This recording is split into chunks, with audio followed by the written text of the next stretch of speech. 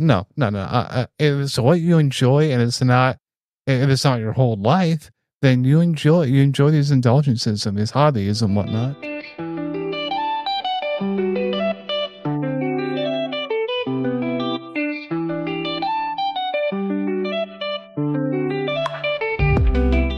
And you're locked into another episode of the Enleo podcast. My name is Josh, and we are glad to be back with you once again this week. We are here week in, week out, making that intersection between faith and animation. Words are hard, obviously, today. And delivering those redundant analogies you've come to know and love. But this week is a little bit different. We won't be discussing any animated feature in particular. We'll actually be doing something that we haven't done in a while. We'll be having a conversation with a particular individual who is leading the way in certain types of fandoms and just general geekery, live streaming, gaming. And so we're really excited to talk with them. But before we do, Rebecca, it is that time of year again, and not Christmas just yet, but it is getting closer to Thanksgiving. And we just have this new cookbook from Suzanne Ryan, the whole, Beyond Keto thing.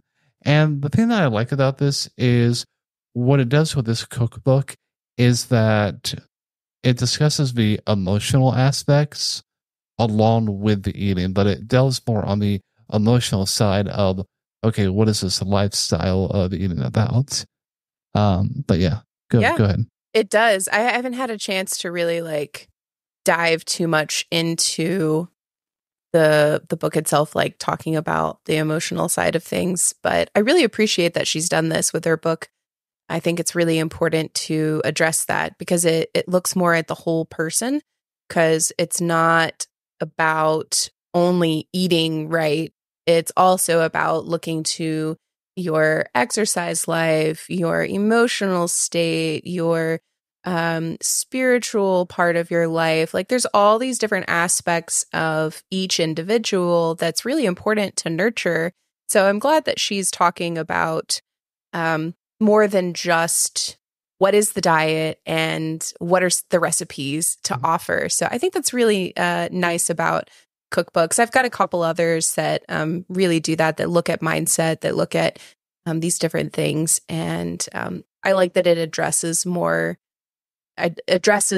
diet from more of a holistic lifestyle perspective. So that's really cool. Yeah, absolutely. And I mean, being on this low carb lifestyle for 5 weeks, I'm not one for vanity, but I was looking in the mirror earlier and man, I look good. I don't have a lot going for me, but I look good.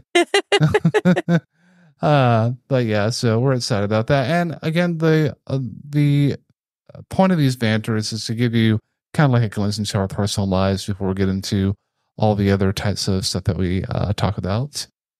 But I don't want to delay the moment any longer. So we have a very special guest with us, Vtuber Morrachi. Welcome to the show. Hello. Thanks for having me. How's it going? Welcome. Hello. Absolutely. Yeah, we're very happy to have you. Well, Mirachi, we want to go ahead and have our audience get to know you a little bit. So in true fashion, Rebecca, go ahead with our interview questions.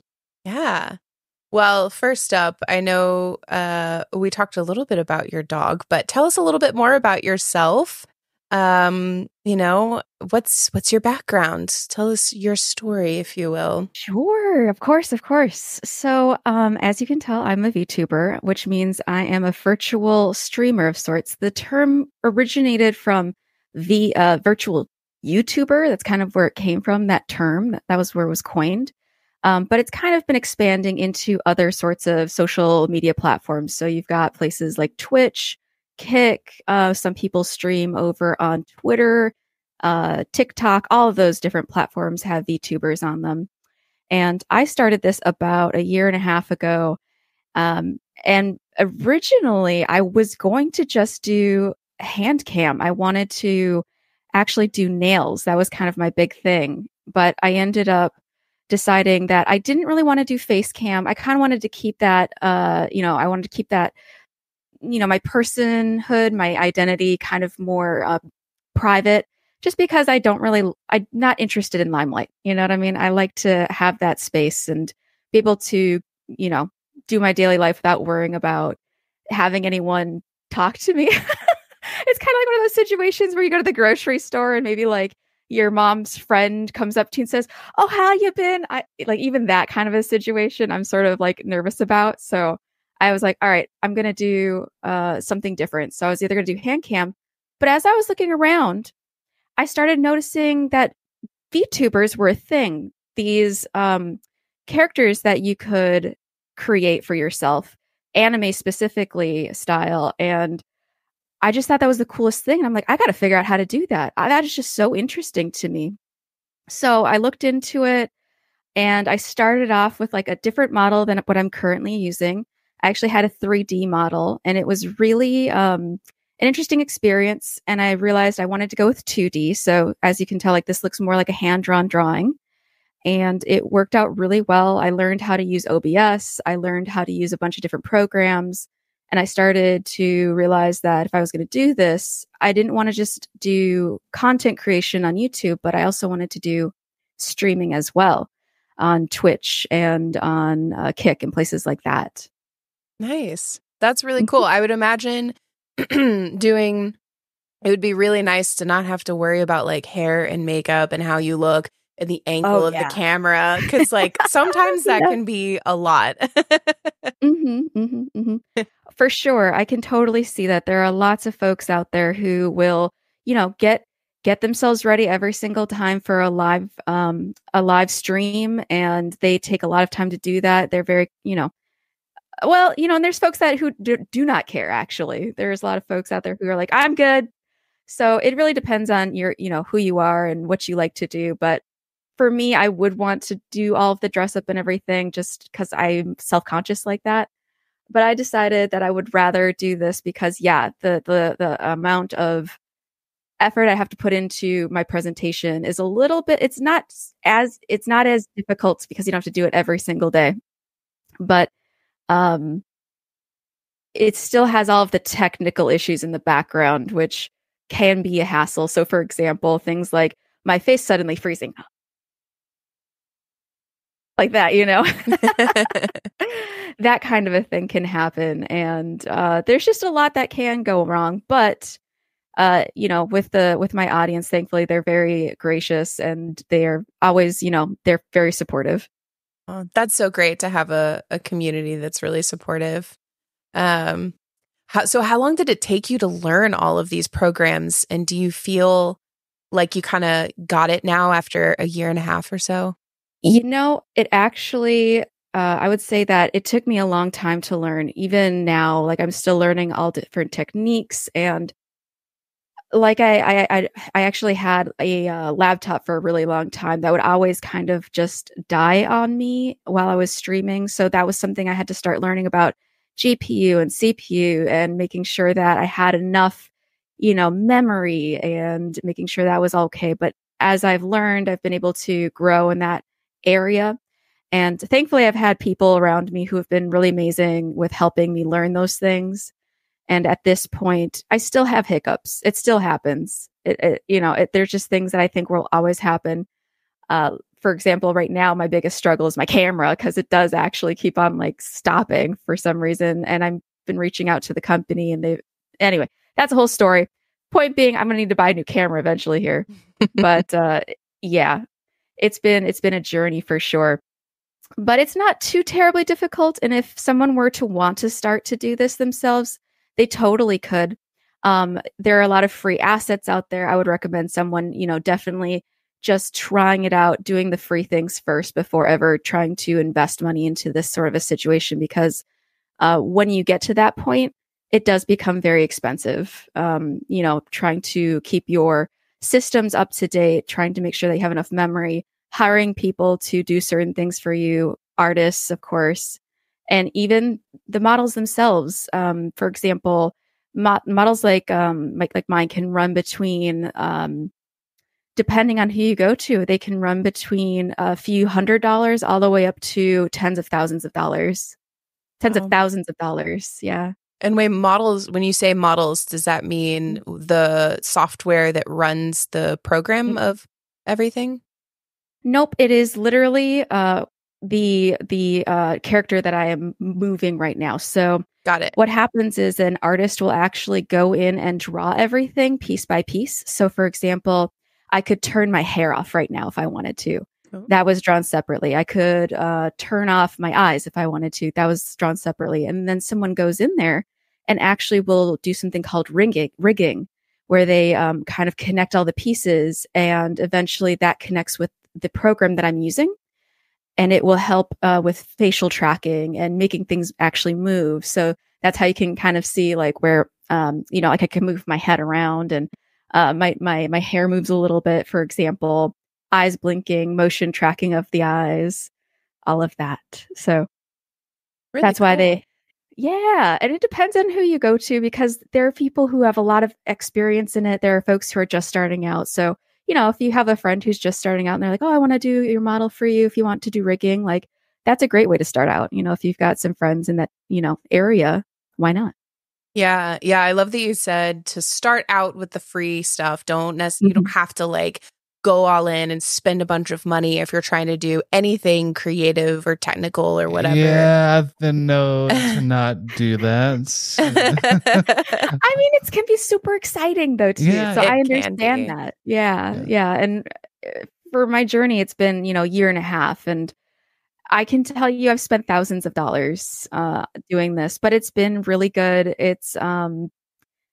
It's been very big enjoyment for me as I've been doing it. It's also something that I've been growing in as well. And also in terms of just like followers, like I've had a lot of people follow me over this time, and I'm very excited to see what the future is holding. So that's where I'm at currently. So are you doing this for a job, or is this just kind of like a side thing that you're doing? This is what I would call right now my full-time job. I'd say about 8 months ago, I was a project manager. So my regular day job, my full-time day job, was doing different, like corporate jobs. So I would be working with app creators and developers, helping them get their projects completed, doing all of that, agile, scrum, all the technical bits about that, and Waterfall and yeah. Oh yeah, all of that. Yep, I'm all about that, and I bring that into my VTuber business now, because this is, yes, definitely a business for me. I'm definitely very career oriented with this. I want to grow into a place where this can be something I do all the time. Unfortunately, I was laid off about 8 months ago. However, I was very thankful because I was in a place where I could take the time to do this. I was thankfully, I'm a big saver.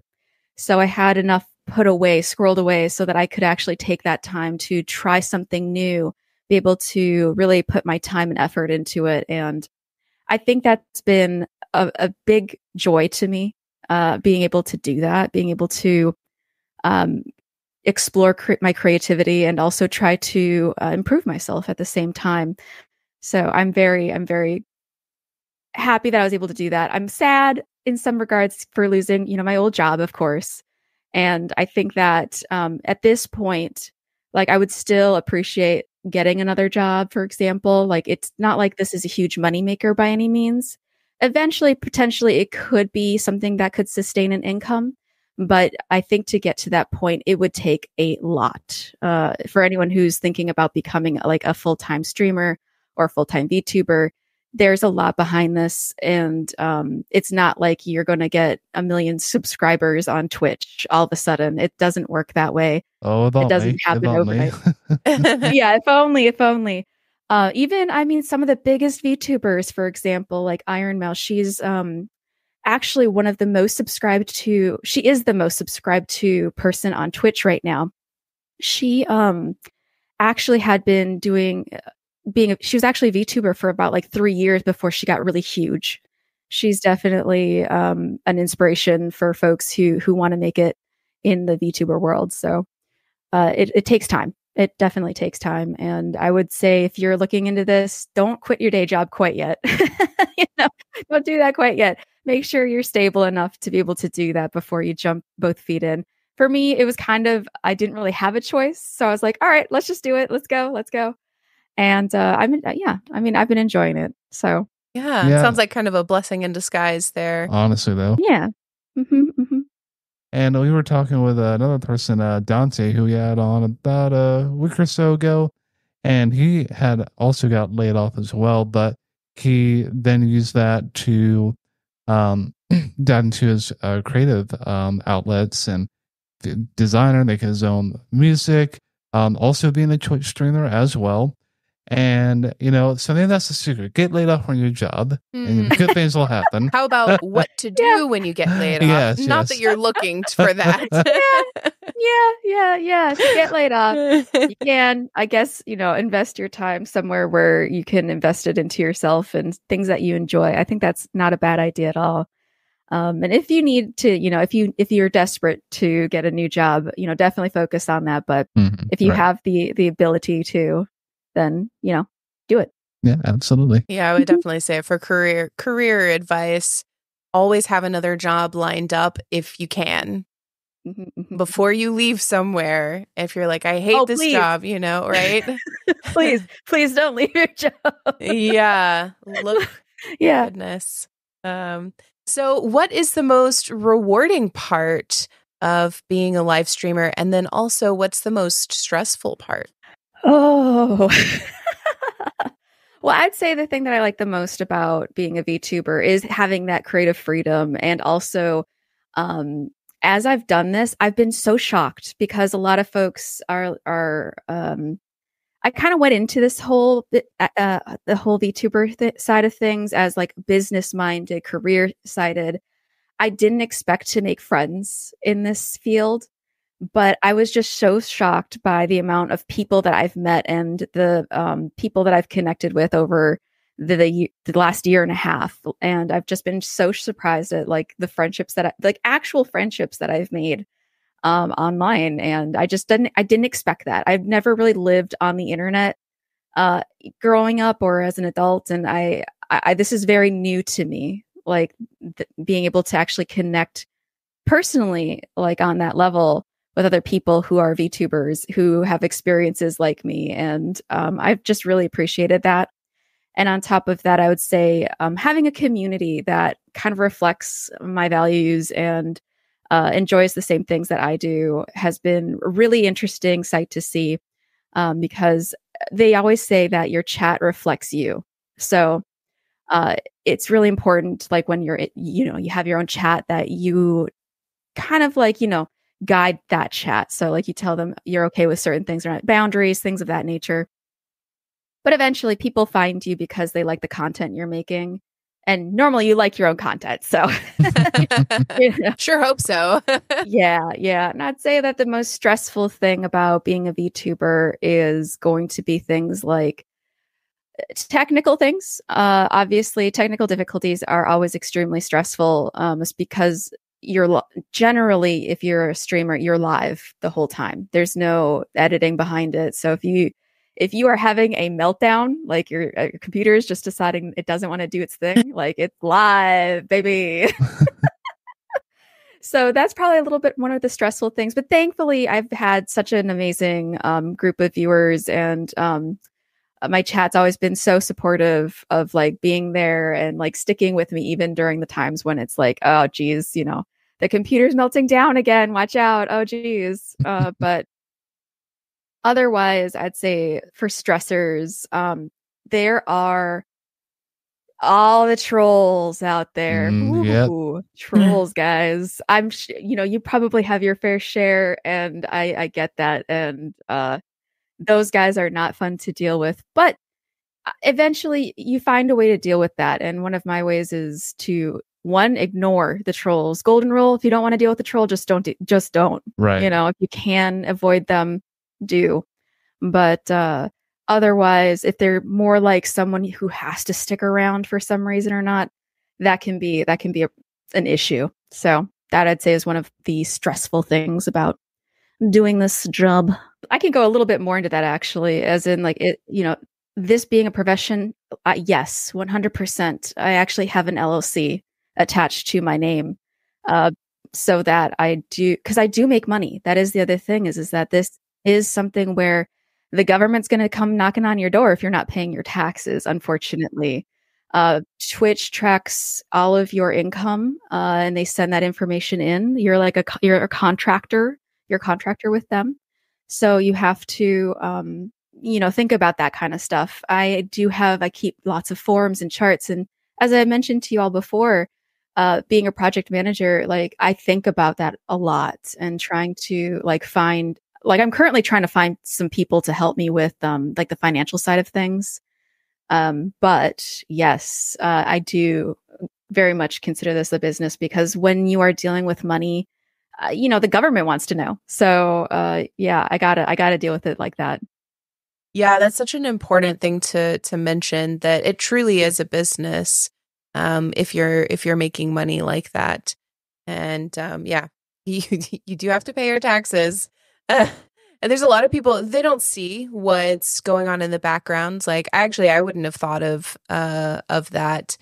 But as soon as you mentioned, I was like, well, of course, you're making money. Yes, you would need to do that. Yeah. Yeah. And also it depends on how much you're making too. So Right. Yeah. I would say anyone who's starting out, you don't really have to think about it. It's kind of after you start making over like $600 a year that you need to pay attention. So that's when the government's going to start paying attention anyways. So yeah. Absolutely. Now, with being a founder of this new VTuber platform, going back to Twitch for just a moment, are you an affiliate or are you the next level above affiliates? I am affiliate. So right now my average is around, I get like I would say, depending, like this year it's been between 10 and 20 regular average viewers. So yeah, I've been doing all right there. I'm not super focused on making it to partner. It's just not something I care that much about. The thing that I care most about is making sure that my community base is taken care of, and that they're folks who are also on the same wavelength as I am. So I think that's really important. And also in terms of like business, that's not the number one goal. The number one goal is to get folks interested into the things that I like. So for example, I also have a website that folks can go check out. And over there, I've got like a bunch of different resources that like aren't on YouTube, and there's special things that only like folks who sign up can go check out. Yes, awesome. Yeah, so you've mentioned a couple of times being, that your values are really important and building your community based on those values and interests and things like that. So I'm just wondering if you could tell us a little bit about your values. What are the things that you value? Sure. It's kind of interesting because I didn't really go into being a VTuber with, a certain value in mind. I went in thinking that I was going to do nails, I didn't really think about that too much. But one of the things, I grew up as a very conservative Christian, and I think that just kind of followed me into adulthood, and it shaped me into who I am now. And that I think has been reflected quite a bit, because some of the things that I'm not like super like into are things like I don't really swear a whole lot. It's just something I never felt like I needed to do. And when I do quote unquote swear, it's never actually swearing. It's something silly you don't use any of those sentence enhancers, as they say. It's in like SpongeBob. Son of a biscuit or whatever. That's exactly. The more creative, the better. Yeah. That it's actually kind of fun, It's kind of fun. Having a value like that can actually be kind of fun because it makes you unique in that way. And my community also loves that. And sometimes when my community hears me incorrectly, they'll clip it and then they'll make fun of me. And I just think that's the funniest thing, because it's like I never, I don't I think I might have sworn maybe once or twice in the year and a half I've been on there, maybe during something really intense, or you know what I mean? So they just have a heyday when that happens. Because they just, it's unexpected. And I guess that's just one of the small values that I bring into that community. And another one is always being uplifting to other people and making sure that when new people come into our community, that they feel welcomed and feel included in that group. That's also something that's been really important to me. So my mods, for example, know whenever someone comes in, they say hi to them. Whenever someone has a question or something, they're welcome to ask it. And, I try to do my best to answer their questions, try to have that really close conversation with people. If people have like a bad day, we'll talk about it a little bit. We don't go into too much heavy things, but we definitely like to support each other in that way. And then whenever, for example, there's like a bot or something that comes into the community, which is like it's not a real person. It's like a GFX bot. So they'll be like, come get your art and viewers through me and click on this link. And, that kind of stuff we just immediately like get rid of because no one likes to see that. Yeah. That's not great. Yeah. Or if there's like a troublemaker or something, we'll deal with them. And that keeps the community safe for everybody and comfortable. Yeah, I think that's important for sure to make people feel safe. I mean, absolutely. Yeah, and I love how they're concerned about your community. Yeah. There's maybe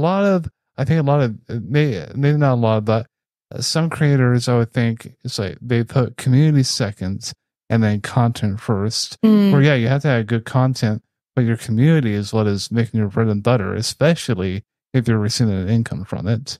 That's what makes people want to come back when there's good community and good content. So yeah, agreed. Important, most definitely. And the folks that do support me, a lot of them are longtime viewers, people who've been with me from like the very beginning. So, they appreciate what I do, and how they show that is through support, whether it be through sharing my content or through saying something nice to someone else about me, or by, financially supporting me. Like all of that is really, really important. Like word of mouth is very important for any business, really. So it's a very nice thing for them to do.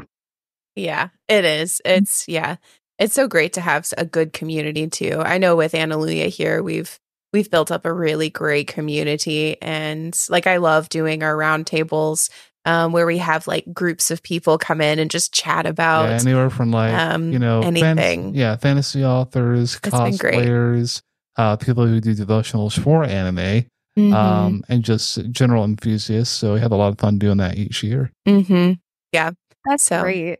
I love that. Really nice.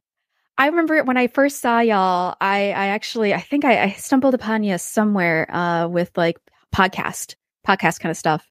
And I just thought that was so unique that you guys did that. Like it reminded me of when I was in high school. I was a homeschooler kid, and I had to go to co-op, which was sort of like once a week I would go to these classes, and I would have my, small community of other high school students who were also homeschoolers. And several of us got together. We're like, we're going to start an anime club. And it was just so great. And I just remember that community, because I actually haven't had that community since I had started doing this again. Like I kind of had put it to rest for a long time. And I just am so happy that I was able to find another community. And I'm so glad you guys have that too, specifically like a Christian one as well, right. Because that's what I also had, that it was a Christian co-op. Yeah. So it just kind of reminded me of that, Yeah, that's so awesome. We all need to be encouraged, I think, by those who are like us. Because sometimes, everyone at different times in their lives, they can feel really alone and like, well, nobody else around me likes anime. Nobody else around me. Yeah, kind of like we're the black sheep in our church. There's like one other person. Yeah, we know of one other person who likes anime. That's not true. We know of two. Two? Who's the other? That can be rough. Oh, yes. Yeah. Yep. And so, it can be rough. And so it's really important to be able to, I think, come together And there's an even deeper connection when you've got, I mean, because anime specifically, is really important in our lives. And of course, Christianity is really important in our lives. And so having a community of combining those two has just been fantastic. So I totally get everything that you're talking about with community. Yeah. It's really great. Love it. Yeah. And just like you, like, we don't go into like very like heavy like topics. Well, sometimes like, we do. Well, sometimes, yes. But most time we don't. And it's not like we're not like still in your face. Like, we don't do invitations at the end of each podcast. But well, we invite you to subscribe and like it. Well, but that's about it. I know what you mean, though. But yeah. We're not trying to like convert everybody. We're really trying to encourage, open up that conversation, and yeah, that's definitely one of our values as well. Just like yours is to encourage people. Absolutely. So okay. So we talked about community and content. So what type of content do you do? What do you focus on when you do live streams other than like chatting with people? Sure. I would say chatting is probably the number one thing, first of all. It's not necessarily that I do just chats. But if I'm going to be doing any sort of video game, it doesn't really matter. It's always going to have chat included. It's just part of the territory, you know? But I would say that most of my content that I like to play, specifically for video games, is going to be stuff that is I like to say quote unquote retro, because I don't feel like it's retro yet. I don't feel like N64 is retro yet. Do you? No, I would say anything that's a retro. Well, okay, so N64 was like back in the 90s. Yes, it was. And I assume you're using an emulator to do those games? Yes, I either use an emulator or the Switch. Okay. But oh yeah, that's right. Folks I talk to are like, oh yeah, retro games. And I'm like, dang nabbit, come on, it's not that old, is it really? Well, I mean, people like years from now will be saying, oh, you're playing The Last of Us. Man, I remember you when that was first out. That's so retro. Yeah. But like, no, I love all the old like Mario games and the like Mario 64 and Yeah, I absolutely love all of those games too. I definitely I've been playing Banjo-Kazooie, and it's funny because IRL I also dressed up as Banjo, and my partner Alex dressed up as Kazooie.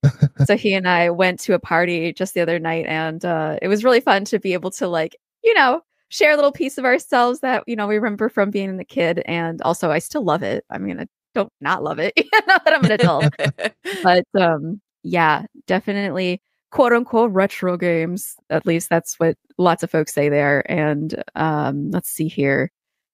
We do that, and I'll also do new stuff as well. So if there's like a brand new game that's coming out that everyone's really hyped about, I'll also try to check it out with them, because I think that's important to also stay in the know of what's going on. And I think that also helps in other aspects of being a VTuber as well, like gaining and fostering more followers, and getting your community interested in other things as well that might be interesting to.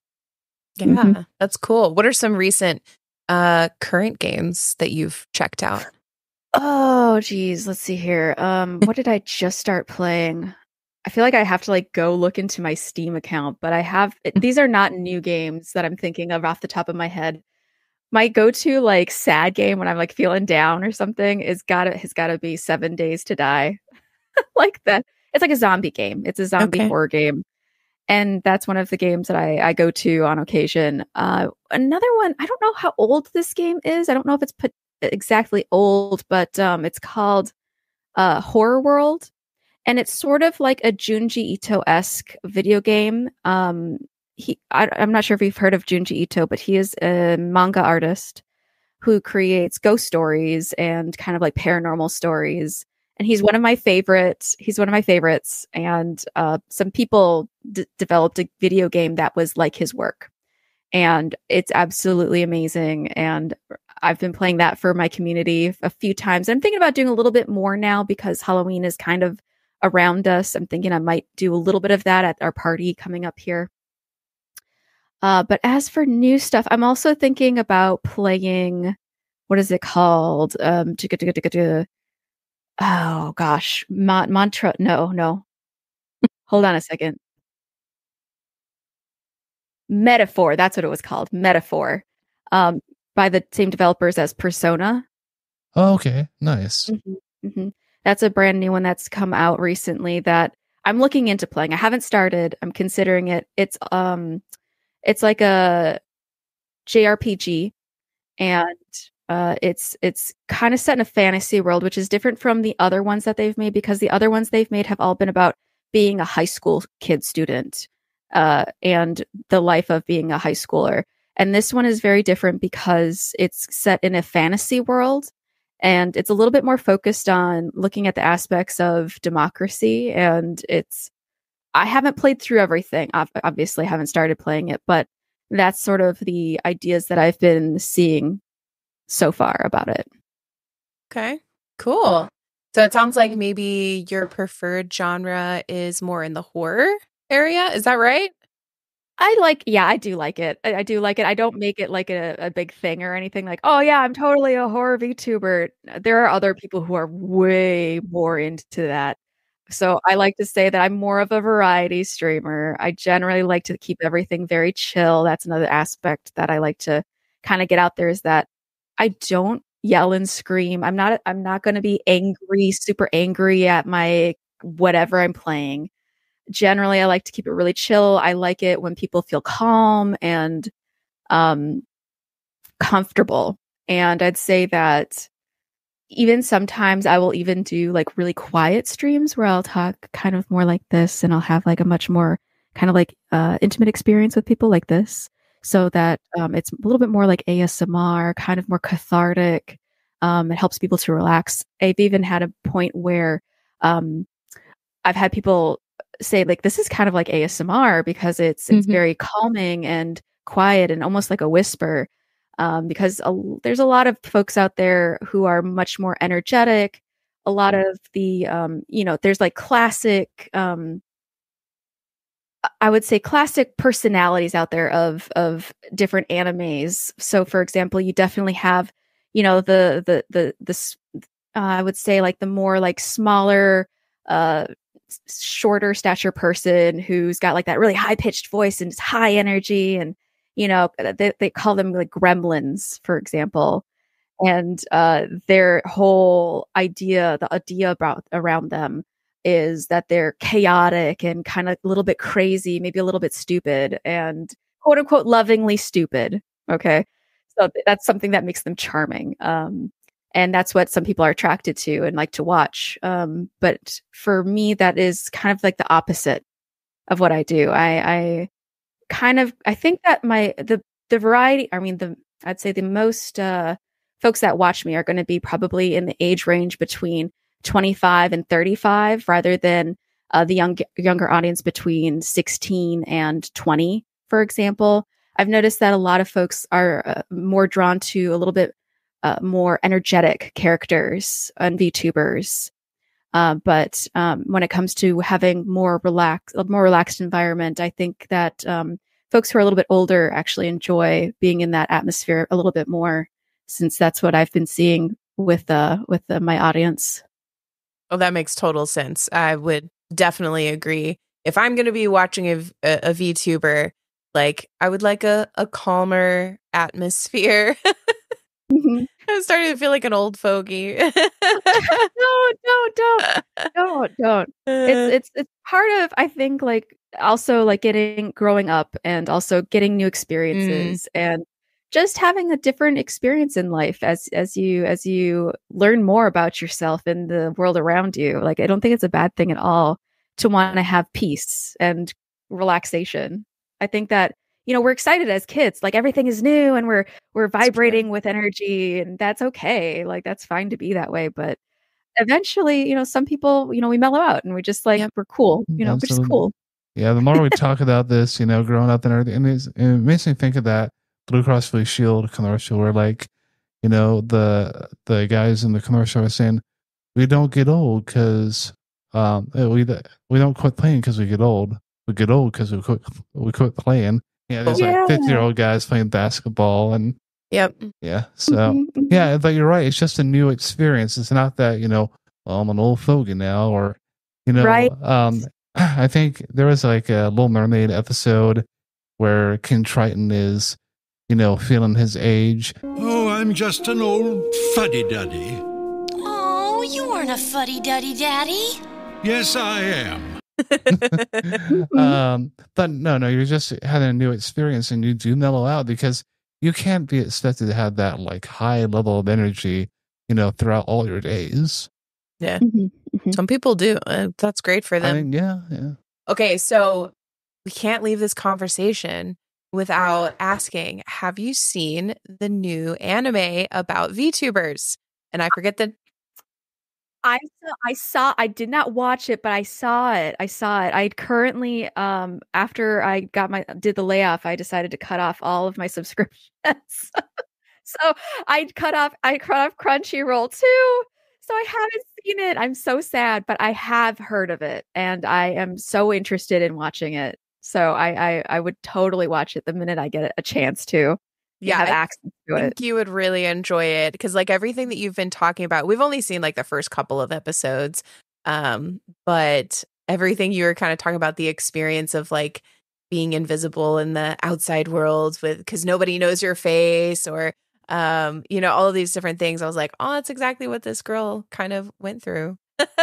I mean, she's a lot, she's a character, but yeah, I think you would really enjoy it. I want to see it real bad. I do. I really do. I've been very curious about it. And it's interesting because there's a lot of folks who actually do want that attention as well, like of them being the person behind the VTuber. That is a thing. There are definitely folks who do reveal their faces. But it depends on who your audience is. Some people don't want that. Some of them really just want to have that escapism. They don't want to see, your hands. They don't want to see your face. They just want to pretend that you are that person. You're like a voice actor, essentially. You're like the soul of the VTuber that you're acting through. And for me, I think that I prefer that privacy. Honestly, I actually do like people not approaching me ever. So I could go to like TwitchCon and no one would know who I am, and I'd be like okay with that. Okay. By the way, one thing before we move away from the age aspect of this, being a VTuber, I just wanted to mention that there is a huge age range of VTubers out there, all the way up to, I think the gal that I'm thinking of, she's at least 80, and she might even be pushing 90 at this point. Wow. Yes. There's a gal out there who is that old. She's Japanese, so I don't know anything that she's saying, but I can tell that she's enjoying being a VTuber, and I absolutely love that. I thought that was great because there's some people out there who's like, oh, you can't be a VTuber and be past the age of 25, and I say phooey. Yeah. If you want to go do it and you're 40, if you're 50, do it. This gal is 80 years old. Right, and you raise an interesting point. Like, people are saying that you can put an age limit on interest. Like, oh, you're too old to watch Disney, you're too old to watch cartoons, and all this stuff. And I'm like, no. If it's what you enjoy, and if it's not your whole life, then you enjoy these indulgences and these hobbies and whatnot. Yeah, no, I definitely agree with you that it can be like your hobby. Like some people like to do woodwork as their hobby. Some people like to play chess as their hobby. Some people like to play video games as their hobby. Some people like to, obviously do this as their hobby. For me, though, I want to like turn this into an actual career. So it does take a little bit more of my time, but it's definitely something that is very enjoyable, but also a work thing for me. So I see both sides. Now, question. So on average per week, how many hours would you say you put into your whole business model? Oh boy, a lot. I would say I put a lot. I do live streams. I've been playing around with the amount of time I've been doing per stream. So I'd say max, I generally go to about 4 hours there are some people who do this for 8 hours and are A-okay. I can't do that. As much as that is something people do, I cannot stream for 8 hours a day. But I will do up to, I will do up to 4 hours. But I generally like to keep it around 2.5. And I'll do that for about 5 days a week. And then behind the scenes, behind that, I'll also be creating content to go out on TikTok, different social medias. And for those, that takes up, several more hours of my time. So I'd say by the end of the day, I'm spending at least 40 hours doing this as like a practical job. And then another thing that I've been kind of experimenting with is LinkedIn. I've made a actual profile for Mirachi and have been connecting with other folks who are in the VTuber business. So for example, there are big companies out there like HoloLive. There are companies like Niji Sanji. There's, just tons. There's Crunchyroll is not, a part of the VTuber business, but they are part of the anime business. Obviously, they're huge. And I connect with people like from there as well. I try to connect with all these different people using this persona. And by doing that, I've actually been able to connect with a lot of very interesting people in the industry. And I think that's kind of the next step where I would like to take this, is to see how I can help other people understand the VTuber world better in the light of a business setting. And it's been going really well. I've actually been really surprised at how received I've been. I thought that when I would go into this, that it would look silly because I'm going in there as this persona, which, I think for a lot of folks, that's hard to swallow because, it's a character, and being a character in the States is more like, you think of children, for example. We've talked about how like people kind of see animation as a childlike media, but it's not. It actually is not, because we see mascots, for example, on baseball teams that encourages people to establish a brand with that sports team as well. Anyways, that being the case, I've started seeing marketing with VTubers and sports teams as well. It's been a big thing. And I think it's been bringing a lot of light to the VTuber world because, they're marketing this with the NBA and these VTubers. And it's just been really interesting to see how marketing has been playing out. And I'm really excited to see what could happen in the future for business and VTubers. Yeah, especially in the last, I think, 5 years or so, just how like different American companies and also overseas that have like partnered with like these different, outlets, just as you say in VTubers. I think I saw KFC did an anime ad, like not too long ago. Yep. And McDonald's did too. Yeah, they did a collaboration. So, I mean, I definitely want to see more of that in the future because that's what people like. The more that these interests grow more into the wider public atmosphere, the more attention that is gaining and the more that people want to connect to it. Exactly. 100%. It's so interesting because in Japan, VTubers are huge, widely accepted, but that's because they have a much deeper connection with it, a deeper history. It's from there. And as things have grown and, like folks like us in the States have discovered it and really connected, we enjoy it a ton. And it's just that we don't have that same history. So it's not as widely accepted. And I think that it's really great that with just some more time, I think that it will become much more widely accepted here too. Oh, certainly. We did an episode regarding AI and just all the aspects of that. Do you see any threat of AI when it comes to like VTubing, as far as, because we've seen where ChatGPT, the latest thing, has different voices in the advanced feature. It also can generate different art that's like taken away income from other artists. Now it can, ChatGPT is not perfect, so you're not going to get that accuracy like you would from paying somebody on Fiverr or whoever you go to. But I just want to get your general thoughts on that.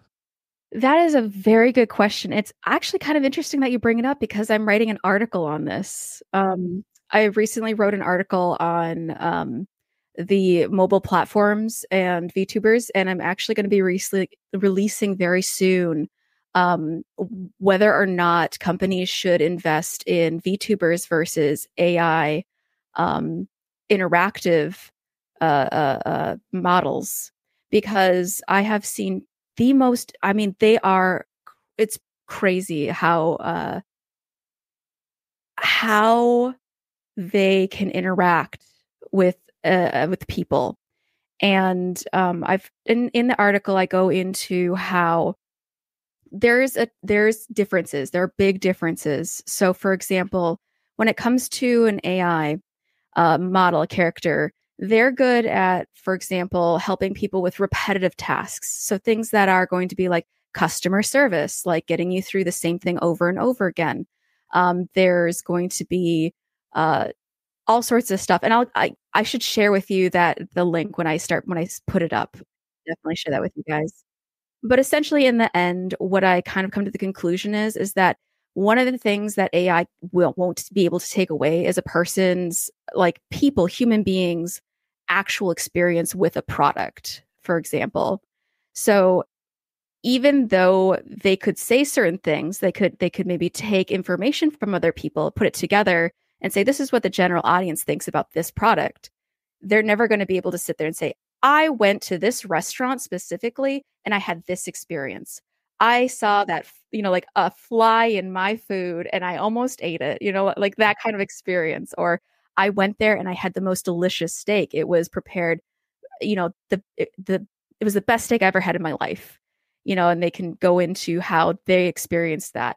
Whereas that won't be something AI can do. And I think that that's one of the big differences between having, this is all in relation to like the business side of things, of course, in terms of like actually having like an audience of folks who are looking to have that one-on-one interaction.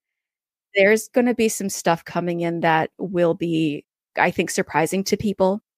For example, like personal AIs that are interactive. And I go into that as well. I do go into that as well because I do have some thoughts on it that I think that people need to be careful with. And there's also other types of AIs that are more like there have been actually VTubers that are AI, like that's how they are. So those ones people do connect with and have emotional connections with, but it's just a little different. And in full disclosure, we do as a podcast, because again, like we don't have the team like working for us. It's all just, Rebecca and I. So we do use a little bit of AI to kind of, help us out of it with like episode titles. We run our audio through a transcription service, and then we kind of, get a description from that. And basically it's all of our own ideas, but curated in a more succinct way. Oh yeah, and I think that AI can be a wonderful tool as well. I'm not anti-AI by any means, but I would say that it's doing amazing things for like the medical industry, for example. I mean, absolutely astounding things, in fact. So I think it has its place for sure. And I think it's doing some wonderful things. There are some areas that are very touchy and have, some I would say like moral strings wrapped around it that you have to kind of look at and definitely analyze and say, is this okay? Or is this not okay? And I think as a community, we're trying to figure that out. There's also different, we have not our own society to look at, but other societies have their own views of this as well. So it can be hard to put a pin in it and say, this is exactly what we need to do. Mm-hmm. That's specifically for generative AI. I would say for most other AIs, like when it comes to things like data analysis, like that's already been happening for a long time. And yeah, I could go on for a long time about that, but we don't have to get too far into it. But I do definitely have some thoughts on that specific matter about like being a VTuber and having that competition. So I'll be posting it, and you guys can check it out. Awesome. Well, certainly do that. So for just a few moments, getting away from VTubing and all the other stuff that we talked about, what are some personal interests of entertainment, like books, music? I know when we did our meet and greet, we talked about Disney a little bit. So kind of just go over into those interests a little bit. Sure. Oh yeah. My big thing is my dog. I absolutely love him. He's my baby. Had him for 10 and a half years, and I love my dog so much. On top of that, one of the things that I love to do is gardening. I don't do anything special with like social media and gardening. It's really just a personal, like, I just love gardening, and that's what I do in my spare time, and I'm going to do it. And then, of course, we talked about Disney World a little bit, which that I would say I grew up going to the parks when I was younger with my family, maybe once a year, but eventually when I got a little bit older, we stopped going. It became too expensive. The economy changed and shifted a little bit, so we stopped going altogether. And then, of course, I went to college, and then I started working, and I didn't go. I wanted to go really, really bad, but I was never able to. And then it wasn't until about 3-4 years ago I was able to go again, and it just reignited that passion for Disney World, and I just absolutely loved it. And I went again last January, and I just had a great time. There's just so many ways that you can go about it and enjoy it, and there's so many things to see. Have you guys gone there? Yes, so growing up, I went many times because I was a Florida resident growing up. So you got that nice resident discount. Yeah. And then Rebecca, yeah, and then Rebecca and I went only once. And this is actually while we were still dating. So before we were married, and we went during Mickey's Not So Scary Halloween event, which is a lot of fun. Yeah. So yeah, there's tons of things.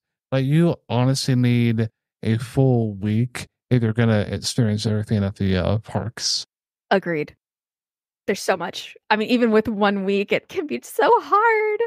I mean, Epcot, you could break that into 2 parks practically, Oh, and just one of the big changes since, I was a teenager and then coming back was Pandora Land. Yeah, we still haven't seen that. There has been a lot of changes since we went. You gotta go check it out. It's so amazing. Okay. Calming down. I need to calm down. But yeah. I would say definitely if you're gonna go, Animal Kingdom used to be like one of those like, oh, I don't know if I want to go there kind of places. I do love the animals. I've always loved zoos and things, but now with Pandora World, it's spectacular. Like, it is a do not miss. Especially go after it's dark. Oh, it's amazing.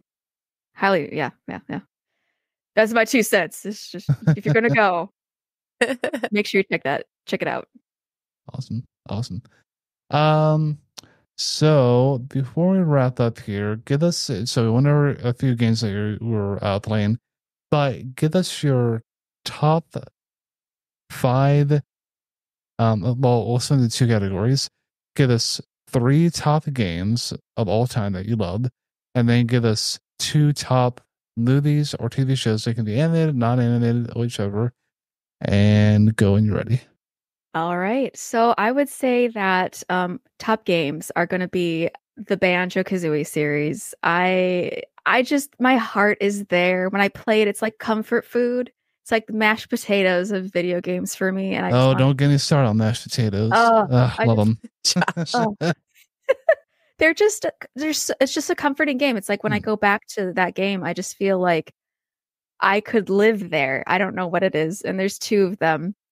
And then I would say I'd mentioned 7 Days is my other comfort game when I'm feeling down. It's just, I don't know what it is. It's just like you go in, it's a little scary. It's not too scary, but at the same time, you've got these little tasks that you can do. And I mean, who doesn't love beating up zombies? So that's definitely going to be a game that I enjoy. And I would say my third game that I enjoy most with like my chat is going to be a game called Kukuro.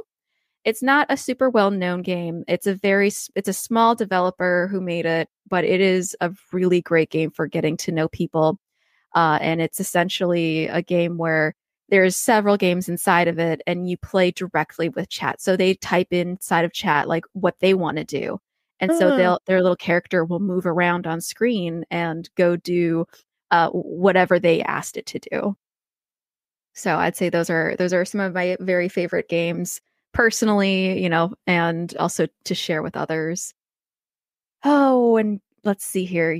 The other media that I like, I would say for manga, I had mentioned Junji Ito's. All of his work is just spectacular. If you're into any kind like a horror, it's not too scary in my opinion. It's not super graphic. Well, I should say the reason why I like it is that there is like body horror, but it's not gruesome in my opinion. It's more just like monsters.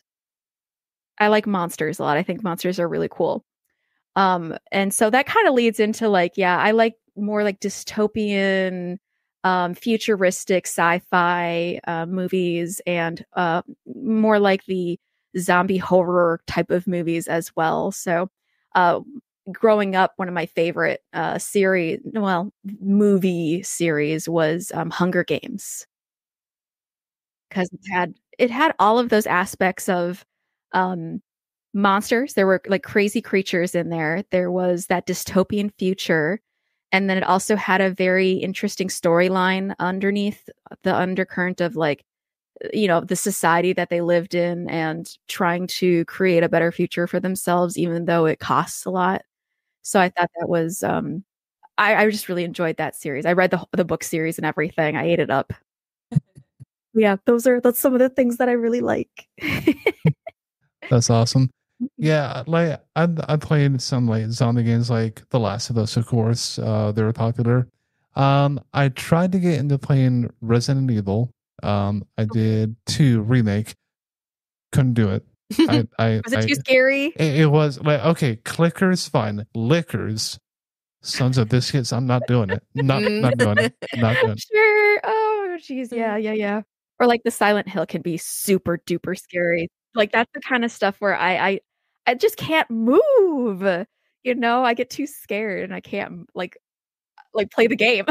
Well, and I've gone on Reddit, like subreddits for it, and like people have asked me, like, I want to play this game, but I'm too scared. I want to play it, but I don't like the.